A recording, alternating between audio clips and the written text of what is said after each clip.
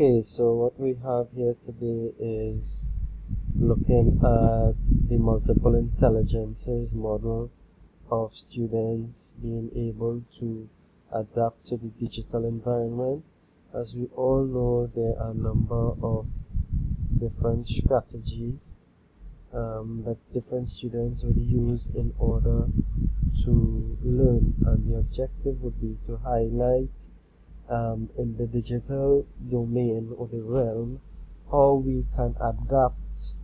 and apply these different online techniques for the benefit of the learners. Alright, so the first thing that I'm going to be looking at is the psychological aspect of the learning process. When you're looking at the psychological aspect of the learning process, everyone has different strengths and weaknesses via tactile, touch,